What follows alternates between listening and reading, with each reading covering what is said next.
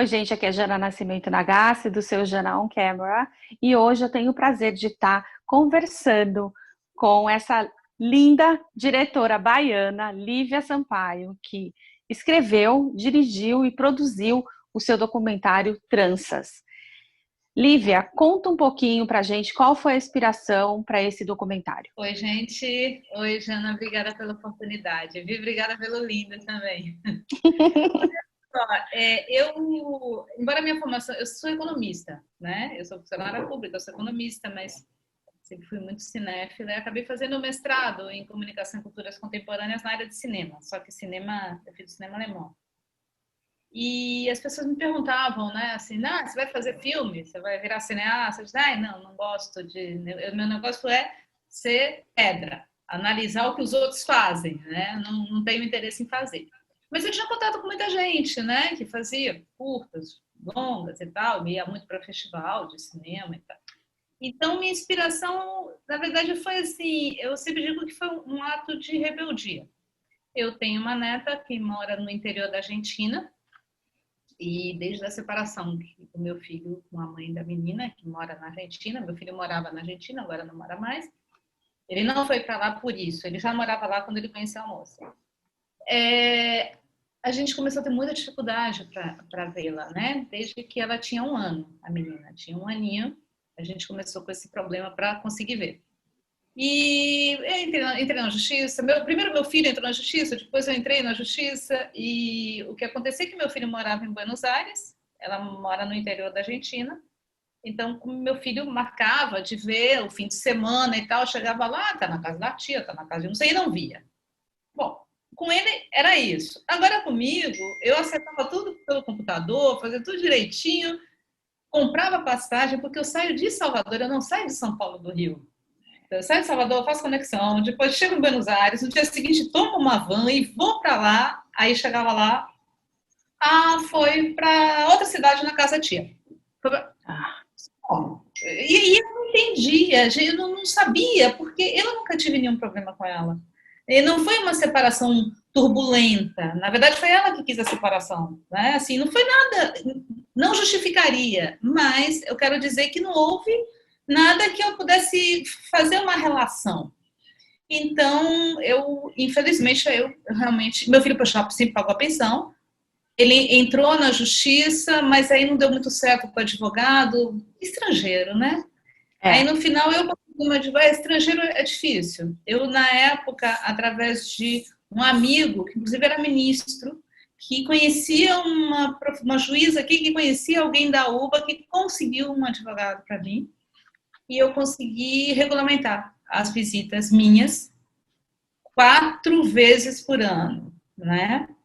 Consegui por um período de 2 anos fazer essa regulamentação, que foi cumprida mais ou menos. Então eu saía daqui, ia para lá e, por exemplo, podia ver a menina de quinta a terça, aí meu filho ia também, né? Ele aproveitava e ia, que também deu um certo problema, mas a gente resolveu. Mas nunca era assim, de 9 às 11, mas às 10h30 ela ia ter um compromisso, sabe? Era sempre um negócio desagradável, não era fluido, não era bacana, né? E aí, até que chegou um ponto que eu pensei, aí a minha neta já tinha o quê? Uns 5 anos, uns 5 anos, tinha acabado de fazer 5 anos, quando começamos a ter o seguinte problema, a gente ficava lá num hotel, que é o único hotel bom da cidade, eu digo bom, para algum conforto. Só que a criança vinha cheia de recomendações. Não pode tomar sorvete, não pode ir na piscina, não pode ir no balanço, não pode isso, não pode aquilo, não pode aquilo. Junto com isso, a mãe ligava, não estou brincando não, 10 vezes por dia, 10 vezes, era o tempo inteiro. Então não havia, toda hora aquilo era interrompido. Então eu comecei a pedir para levar para Buenos Aires, que é 4 horas, passar o fim de semana. Já que meu filho, inclusive, tinha guarda compartilhada, só que não tinha como usufruir disso. E vai, vem, vira, mexe, até o dia que a mãe, obviamente, não deixa, e o juiz chama a menina para depor. E foi um caos, eu não sabia, eu não aceitei, ela chegou chorando, e ela não pôs, ele não deixou levar para Buenos Aires, e eu vim embora e escrevi um artigo, às vezes eu escrevia. aqui sobre alienação parental, não sou especialista, mas sou uma pessoa que viveu, né? Vive, também, de certa forma. E eu escrevia, publicava e tal, mas nunca citei nome de mãe, nome da criança, nada. Eu escrevi esse artigo e chamado Alienação Parental, um estupro mental. Na verdade, eu deixava no Facebook aberto, embora eu tenha lá todo mundo bloqueado. Mas alguém pegou, levou numa delegacia local, prestou queixa contra mim de Que violência isso. doméstica. Verdade. E detalhe importante: meu filho não tem nenhuma queixa contra ele. É só essas briguinhas de pensão, nada. Mas eu tive essa queixa por violência doméstica. E ela, com essa queixa, foi ao juiz responsável pelo meu caso, que colocou esta queixa dentro do meu processo de regime de visitas e me ameaçou com prisão, dizendo que se eu continuasse tocando nesse assunto, eu poderia ser presa. Além do que, ele me deu uma ordem de afastamento dessa criança, de 6 meses, mas como eu saí de lá nessa circunstância muito complicada, que foi esse depoimento que não houve, eu só soube 3 meses depois, quando a minha Meu Deus. advogada avisou, eu estava aqui. E aí, quando eu li aquilo, não, você não pode falar no assunto, eu falei, então agora eu vou fazer um filme.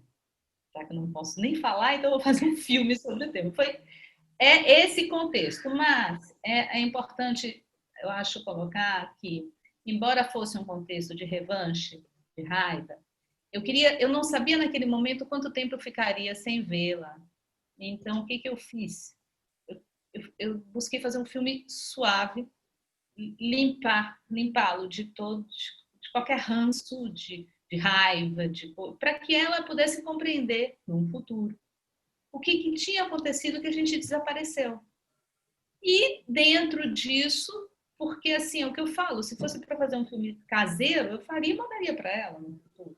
É. Mas assim, eu conheci muita gente em situação semelhante, e aí eu coloquei no filme, porque a minha intenção, além de deixar uma questão para ela, depois a convivência foi retomada, eu falo no filme que eu troquei de advogado, tudo eu falo suavemente no filme, porque eu fui extremamente explorada por advogados, entendeu? Só foi esse último que foi Que deu maravilhoso, certo, né? super assim, comprou a história e foi atrás, e correu atrás e conseguiu. Mas eu não falo isso, não deixo registrado no filme, que tudo é pintado, tudo é verdadeiro, mas com tintas assim suaves, né?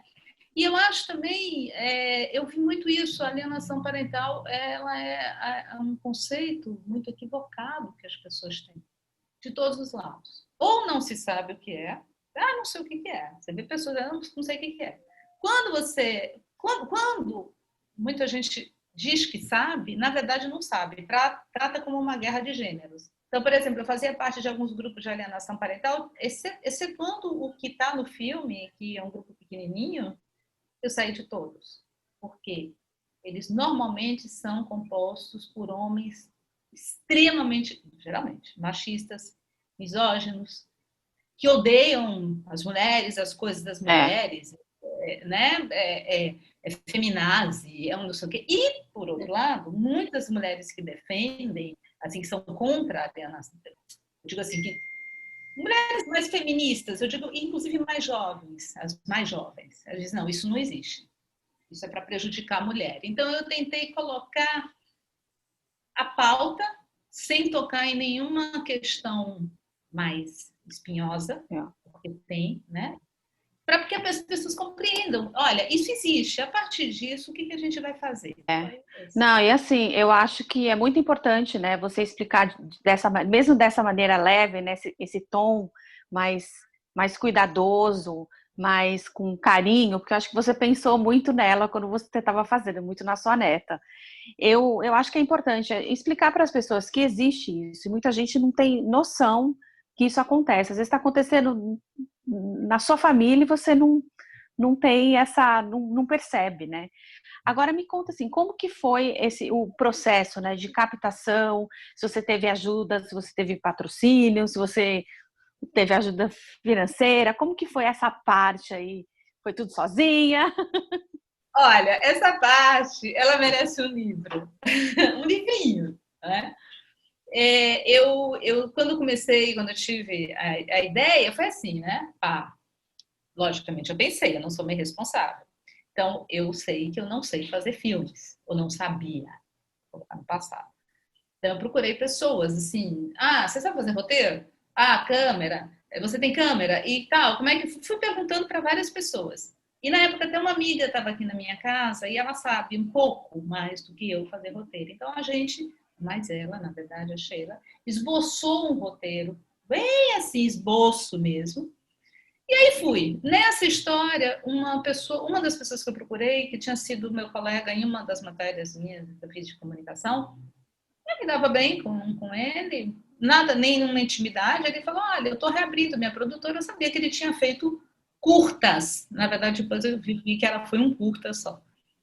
Eu estou reabrindo minha produtora e estou afim de fazer com você. Eu faço roteiro, eu faço isso, eu faço aquilo. Eu, bobamente, achei, ótimo. E aí ele estabeleceu um valor de crowdfunding, que era o que a gente podia, porque veja bem, Jana, a essa altura eu estava falida.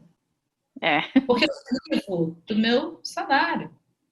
Então, se você pensar que teve anos que eu cheguei 5 vezes lá para o interior da Argentina, hotel, advogado, não sei o quê, eu já tinha vários empréstimos consignados e tal. Então, quando eu fui fazer o filme, eu estava falida.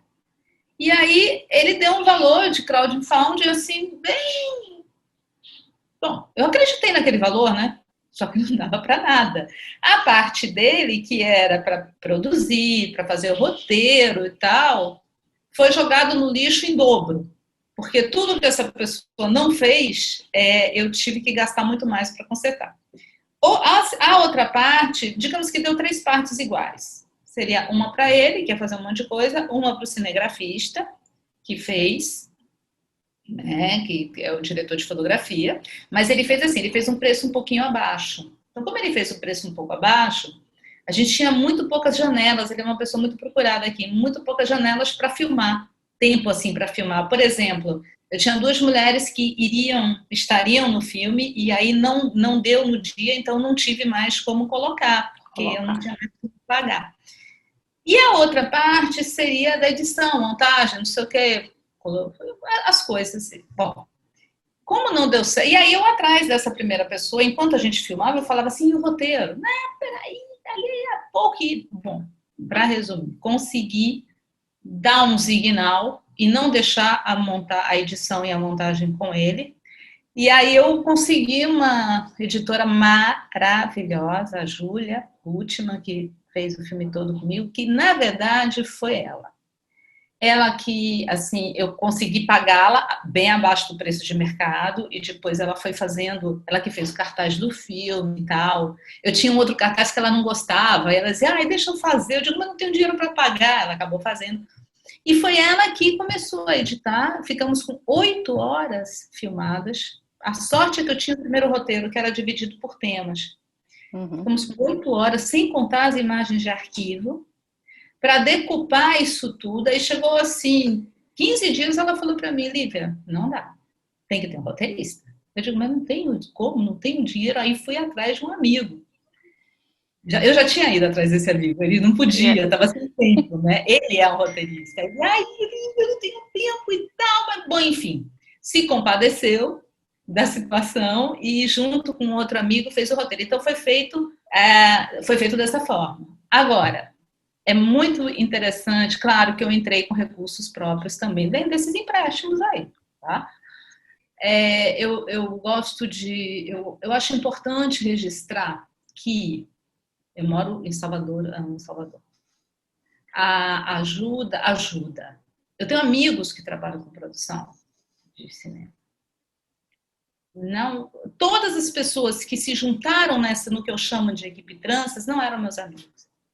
Assim, meus amigos, que inclusive trabalham com isso, ficou uma coisa bem assim, procura não sei quem, porque eu não estava pedindo dinheiro, eu estava pedindo caminhos. E eu vi uma... As pessoas às vezes não sabem, né? Você estava só perguntando assim, me dá o caminho aqui. Não sabiam que eu estava só perguntando, sabiam. E essa produtora é o exato retrato do que acontece. Ela viu o filme inteiro e virou para mim quando terminou, o filme já estava praticamente pronto, falou, mas você quer o quê? Eu disse, não, eu só queria ver um CNPJ para registrar também. Não, mas aí tem que acreditar no filme. Eu disse, tudo bem, não tem problema. Aí ela falou assim, você sabe que para fazer, assim, um DCP, mas assim, braba, você não vai gastar menos do que 10 mil reais. Eu já estava rindo. Ele disse, é? Ela é. Não vai, olha, vou te dizer, não se faz filme sem dinheiro público. Eu falei, mas eu fiz? Ela falou, não, mas não faz. Bom, no final das contas, em termos de reais, acabei, pela internet, a editora conseguiu uma empresa que fez o DCP, ótimo, por tipo 2.500, 3.000 reais, legendagem, corri atrás junto com um dos roteiristas, abriu uma produtora nesse percurso, então eu registrei na Ancine uma parte minha, uma parte dele, e aí fui escrevendo em festivais e tal, fiz ele foi, sem nenhuma solenidade, ele foi desprezado no Festival de Salvador aqui, né? Porque existe um nicho, né? Mas quem é essa ousadia? Que ousadia dessa pessoa? Então tem um festival. O que eu fiz, Jana? Eu eu sou uma pessoa experiente. Então, eu não vou escrever em Cannes, eu não vou escrever em Sundance, eu não vou escrever, gastar uma grana em lugares que eu sei que não tem como. Por exemplo, eu inscrevi no Festival do Rio de São Paulo, mas eu sabia que ele não entraria. Inscrevi porque não pagava nada, mas ele tinha ali uma categoria documentário nacional. Eu estou concorrendo com grandes documentaristas, sabe? Tipo assim, não tem chance. Mas esse, por exemplo, de Salvador, existe uma categoria documentário baiano, e ele não foi selecionado. Uau. Nem selecionado. Tem muita política aí também, assim, envolvida nessa coisa do QI, né? Quem te indica, ou quem você conhece, esse tipo de coisa. Mas o que eu acho, assim, eu acho que você está trilhando um caminho, já ganhou alguns, né? Já foi indicado para alguns festivais, já ganhou esse Festival de Santos. Ganhou também, melhor documentário. Exatamente. Então, assim, tem muita. Eu acho que não importa, eu acho que é assim que você vai construindo o seu caminho. E hoje está onde? Está na Amazon, no Prime Video.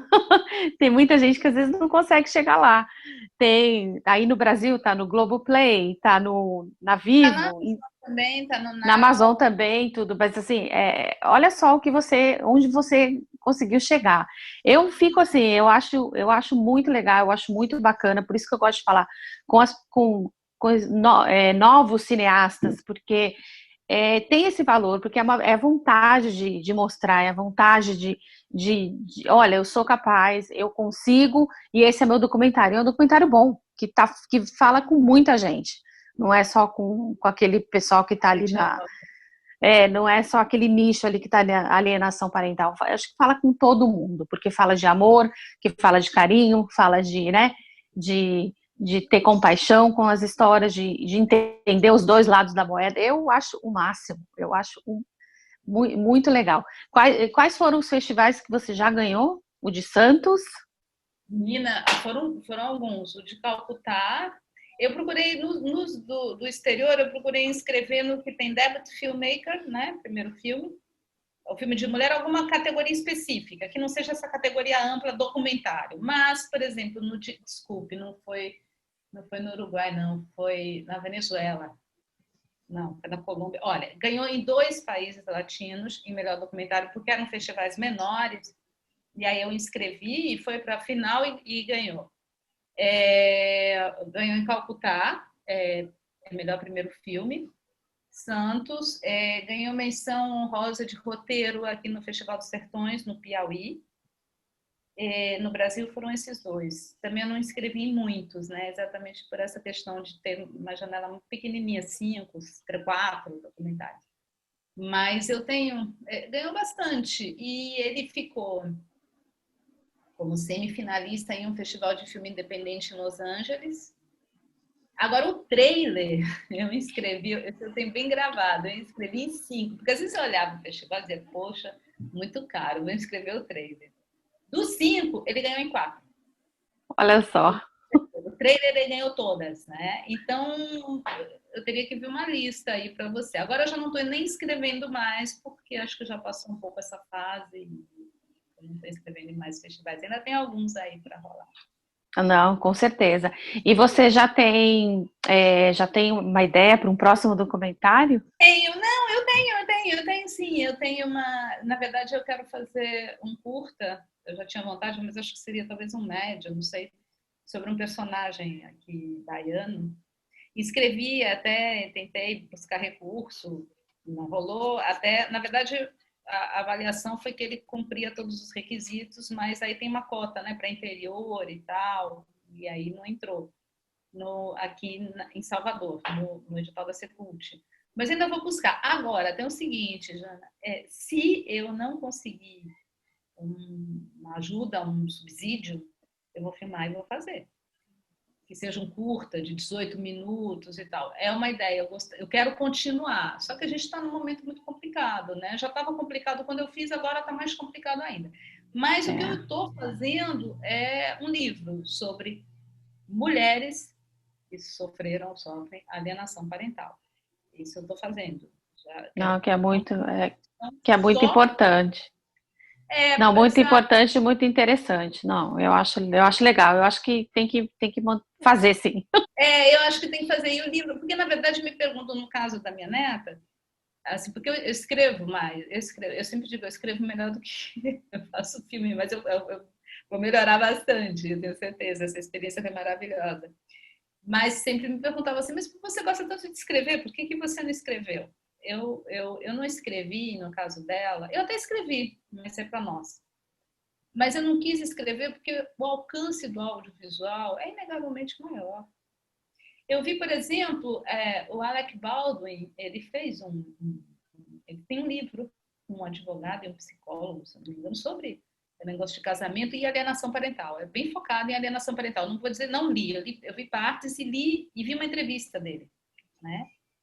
Ficou ali, cara, só tá em inglês mesmo, não tem tradução nem nada. Por quê? Porque você alcança muito mais atualmente com audiovisual e eu queria que essa obra tivesse alcance. Na questão dos próximos, eu te digo isso, eu gostei. E eu vou continuar. Mas eu acho que você tem o talento, porque eu acho que o documentário, mesmo com todas as dificuldades que você teve, mesmo você não ter escrito o roteiro, eu acho que você sabe contar a história, você sabe, entendeu? Tava ali, eu acho que é você ali, eu acho que reflete o que você sabe. E o roteiro também, na verdade, assim, os roteiristas, eles profissionalizaram o roteiro, mas como é um tema muito delicado e muita coisa eu não queria que falasse, eu queria que falasse de outra forma, ele ia e vinha. Aí, tipo assim, essa palavra não, aí eu ajustava. Na verdade, nesse roteiro, até uma amiga que fez a preparação da narração, a minha narração, ela é professora de dicção da escola de teatro. Quando eu vi aquilo, aqueles offices, assim, eu dizia, gente, isso tá horrível. Ela veio, ajustou, ela falava assim, não, Lívia, aí, porque eu já tinha mudado tudo que tinha escrito, né? Eu falei, não, mas não é assim que eu falo. Depois ela falou, você não está gostando porque é assim que você escreve, mas não é assim que você fala. Então, todas as pessoas, praticamente, elas mexeram no roteiro. E ele não saiu, ele não veio para cá. Ele foi troca, entendeu? Ele ia e vinha. Entendi. E assim, agora falando, né, sobre mulheres, sobre o audiovisual, eu acho que agora tá mudando bastante, eu acho que a gente está tendo muita oportunidade, né? O que você pensa, né, de como que está o mercado aí no Brasil para as mulheres que querem trabalhar no audiovisual? Olha, o que eu tenho visto, Jana, eu vejo muitas mulheres, elas crescendo cada vez mais, se fortalecendo cada vez mais. Eu faço parte também de alguns grupos e eu vejo muitas mulheres filmando. Eu tenho amigas que fazem isso. Eu sei que na escola de cinema da Universidade do Recôncavo tem muitas mulheres. Talvez, assim, quando eu digo muitas, é muitas perto do que eu vi na minha geração, né, mais jovem, que eram praticamente só homens, né? Uma outra mulher que ficava meio que desconhecida ali no grupo. E eu acho que elas estão tendo um destaque maior. Infelizmente, esse momento não é favorável nem para homem nem para mulher, né? Mas ela estava numa escalada bem agradável, assim, bem simpática mesmo. Acho que se a gente retomar, a gente retoma de um ponto muito bom.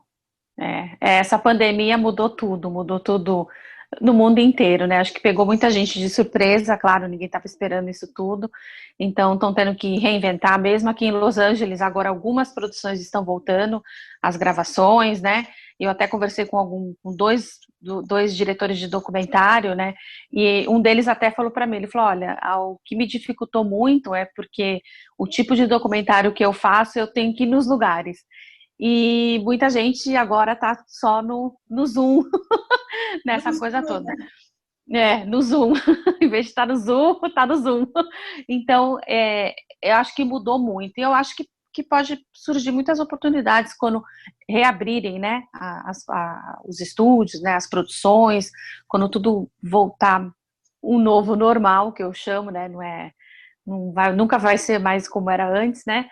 Mas eu acredito que vai ter muita oportunidade aí, que acho que vai rolar. Eu acho que você tem que continuar. Não, eu vou continuar. O que eu acho importante é quando a gente fala cinema feito por mulher, que a gente saia um pouco dos temas recorrentes, né? Você continua falando da violência contra a mulher, da violência familiar, da questão dos salários discrepantes, tudo isso. Mas se você fica nesse giro, e isso eu muito das soluções alternativas, né? Sempre nessa questão, há um desinteresse. Por exemplo, o meu, eu ganhei também, eu não me lembro aonde, de filme feito por mulher. Ele é um filme feito por mulher que traz um outro tema, eu acho super importante, independente, além do seu gênero, que você trate de outros assuntos. Sei lá, cara, faz um policial também, feito por uma mulher, eu acho super importante isso. Mas eu vejo um futuro, sei lá, eu sou muito otimista. Mas isso é importante. Eu também, eu acho que eu também sou, por isso que eu fico aqui torcendo, não só eu torço pelas mulheres, pelas brasileiras, né? Eu acho que tem que estar aí, tem que ser otimista, senão a gente não anda para frente. Eu acho que ficar pensando, não vai dar certo, deixar de dar, ou não pode. Eu acho que não vai dar certo, eu não teria feito o meu filme. Exatamente. Não vai dar, eu digo, vai sim. Ai, como vai? Nossa, como vai? Eu achei ele muito bonito, achei muito bem feito. Eu gostei que você fez a narração. Então, assim, são pontos assim que, claro, o próximo vai ser muito melhor que esse, e o próximo vai ser muito melhor que esse. Mas já é um caminho, assim, eu adoro, eu acho o máximo. E por isso que eu tô falando com você. Não, e a hora que você falou, tá no Amazon aí, eu falei, yes! Sim, brasileiros, americanos, também está aí e está no Reino Unido. E aí a gente agora está tentando em outros lugares. Ontem um amigo meu que é cineasta, ele me perguntou, mas como você fez? Eu falei, muito simples, eu fui no Festival de Calcutá. Eu falei, eu escrevi, eu falei, olha, eu ganhei e tal, não sei o quê, tem alguma produtora, distribuidora para me indicar? E porque aqui eu tinha escrito para algumas, aqui eu tenho aqui no Brasil, ela não distribui para aí. Tenho, indico tal, pronto, entrei em contato, falei, fizemos um acordo, já que o dinheiro agora melhorou, mas né, ainda não estou totalmente recuperado, um acordo que eu entraria com X, eles ficam com uma parcela Y, e está feito, entendeu? Não é tão complicado assim quando você tem uma determinação. Não, acho que é muito importante. Lívia, adorei falar com você. Ai, que bom. Não, olha, obrigada, assim, por estar mostrando para o mundo, né, o Brasil. É uma história brasileira que pode ser relacionada com qualquer outra história aqui nos Estados Unidos, na Argentina, na Europa. Acho que muita gente pode se identificar com isso. E eu não vejo a hora de ver o outro documentário, ou outro livro, ou um livro, ou o que for. Vai chegar. Loguinho. Te garanto. If you like this video, don't forget to comment, to like and subscribe to our channel right here.